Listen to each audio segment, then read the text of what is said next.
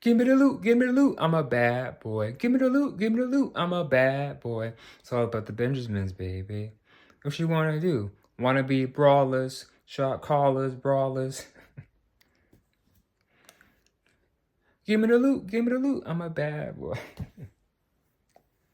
Birthdays was the worst days, then we sipping on, we be Thursdays, Thank God for the life I live. Share money, share love, and it's all good. And if you don't know, now you know. You know very well who you are. Reach for the stars. Juicy. All right. So I watched the Diddy documentary on Netflix. Diddy, The Reckoning by 50 Cent. This was a really good documentary showing everything that happened. It's messed up and it's sad to what happened to the people that were victims of Diddy. And they didn't really explain like the parties in this documentary as other ones did, but it's all good. I mean, I already know what happened at these parties. Diddy is a demon. He literally is a Diddy demon. I know he's in prison right now, but it's nothing. It's like 4 years, right? He's in Fort Dix, which is a pretty good place for him, right? Man. So basically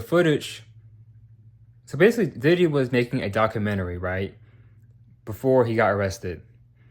And then when he got arrested, his crew had the footage, and I think they were they didn't know what to do with it. And then 50 Cent got a hold of it, and he turned it into a documentary. All right, so it's pretty smart. And now Diddy wants to sue Netflix and 50 Cent, which I don't know if Netflix will take down the documentary. I hope not, but I don't know. And 50 Cent, he don't care. All right, shout out to 50 Cent. I like 50 Cent. All right, many men wish on me, and I don't cry no more. I don't look to the sky no more. Have mercy on me. I get money. All right. I run New York. G-Net. We on fire. Up in here. Burning hot. We on fire. Blazing with the roof on fire. Nigga, what you say? Yeah. Let it on fire. G-Unit. All right. Shout out to 50 Cent. So yeah, Diddy, he's like on the phone with the lawyers saying, no, we losing. Nah, nigga, you losing. And you lost. Okay? You got his crew in there, you got his sons in there. And it's like watching it, I'm just like, I don't know, I kind of question the people that work for him now. Well, no, not now, but the people that worked for him before he got arrested. And it's like, why are y'all working for him knowing who he is? Like, y'all probably don't care, knowing who this guy is and what he's done. And it's like, they're like, defending him and stuff. I was like, all right. So he's like going through New York City, meet people. And there's an episode where he's like, shows his true colors, and it's like, he said, oh, I can't, these people are disgusting. Like, he looks down on like everyone. And he said, I gotta take a bath and just some peroxide and clean off this filth. So he looks down on people. They showed the backstory of, him in the 90s. I talk about the City Hall basketball thing, which I've seen before. Bring up, what's the thing? Him working with Andre Harrell, him working at Uptown Records. So talk about that. And talk about, his dad being a gangster, which I already knew. His dad worked, I think he was a part of the same thing with the guy, let me think. I think he was in connections with, what's his name, Frank? It's the guy that was working, the guy that became the leader after Bumpy died. If you watch American Gangster, you know what I'm talking about. Denzel played him, but yeah, I think his dad was involved with him. And then, of course, dad died, but yeah, they talk about Diddy and him and Uptown Records, and talk about um, what else? Him and Clive Davis. That's where everything changed. He met Clive Davis. He met the devil. All right, Clive Davis. He was with Whitney. He helped Whitney get up, big, and Aretha Franklin. Of course, Diddy. Talk about Clive Davis. The man, he's still around. He's like 90-something years old. Man, he a devil. All right. So you got Clive Davis. Talk about Bad Boy. The Tupac and Biggie situation. And I'm glad they were able to shed more light on about that. Tupac and Biggie. And a lot of people already know that Diddy is a part of that. He's a part of them being taken out. So they talk about that. They talk about, by the way, so they have Tupac's killer, right? And apparently he's going to be on trial next year. So see how that goes. But yeah, Diddy, he's definitely involved in Tupac and Biggie's deaths. What else happened? Talk about Bad Boy and how basically Diddy got popular after Biggie was unalive, like in '97, and Diddy just blew up. Bad Boy, you got Ciroc, you got this, you got Danny Kane making the band show. I want to work for Diddy. All these TV shows, MTV, crazy. So he just blew up. Of course, you got Sean John. So it's crazy how all this was going on during my childhood and then parents' era, all this filth, this mess with this guy. And of course, to talk about Cassie, and what happened to Cassie was really messed up and what she went through. And they had episodes talking with the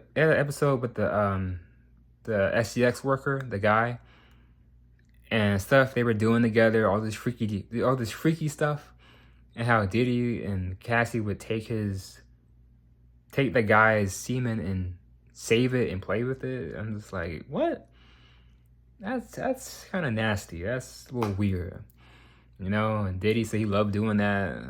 Of course, he had the baby oil. Of course, they would show how he would, he abused Cassie. And there's a lot of crazy stuff that he did, which we already know what happened. They talk about the woman from Danny D. Kane, her name's Aubrey, and she talked about her past, dealing with Diddy and stuff that he has said to her, that he sent her, which was crazy. There's a lot with that. And apparently in the documentary, like, they were saying how there's someone that want to expose something, saying like, hey, he actually did this to you. He actually R-worded you, and she doesn't want to know because, and I get it, it's all crazy. Yeah, Diddy, he a demon. He got demons inside of him, and I could see it in his face and his eyes. One of my best friends, shout out to one of my friends watching the video, told me that his dad met Diddy, saying he's literally the devil. I'm like, dang, that's crazy. Like, yeah, like when I see his picture, his face, literally I see like a black devil, like a black demon. You got something inside of him, all right? And then they show when he got arrested and talk about the whole court thing and whatnot. And there's a lot in this documentary. So it's 4 episodes. Each of them are like an hour long. I enjoyed it. It was very interesting, learning about everything that happened with Diddy in the past and everything. I just hope moving forward, they shed more light about the whole Tupac and Biggie situation and the other rappers' deaths that I know Diddy is a part of as well. I heard apparently Nipsey Hussle, Diddy might be a part of that as well. This man, crazy everywhere, all right? Man, him, Epstein, all in the same thing. They all in the same thing. And they released some of the Epstein files too.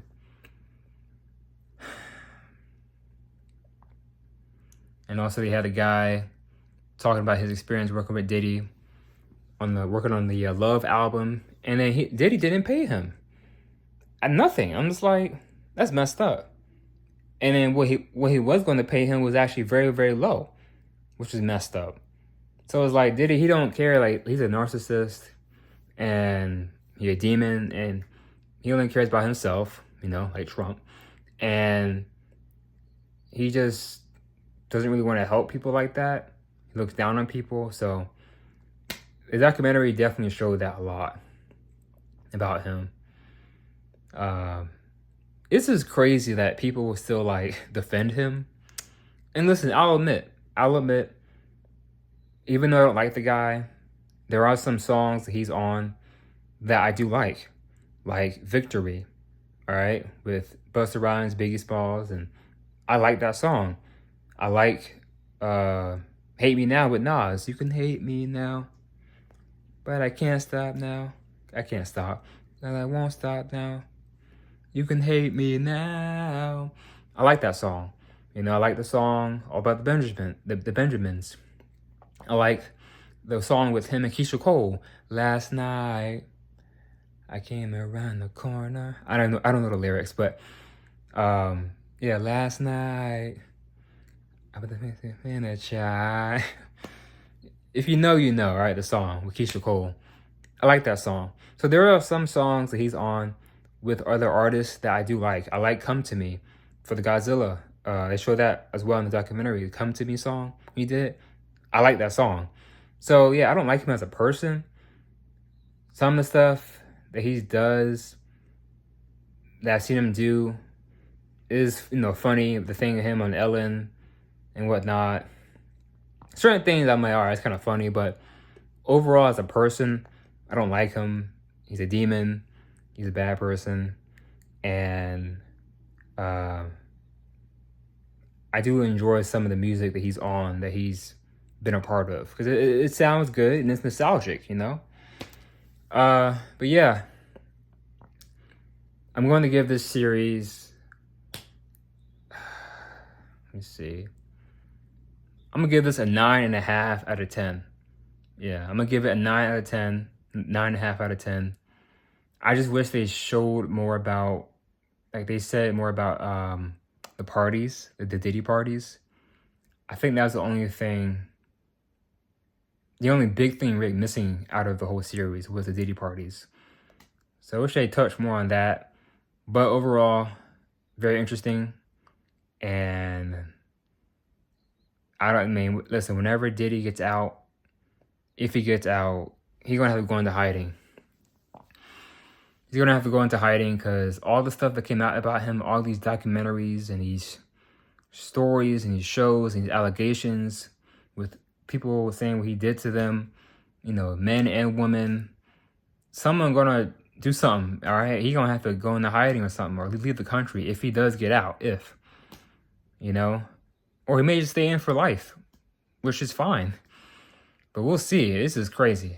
It's literally crazy. I know he has white hair now, too. Yeah, he's in Fort Dix. He's in Fort Dix. Anyway, guys, that's it for now. Take care. Peace.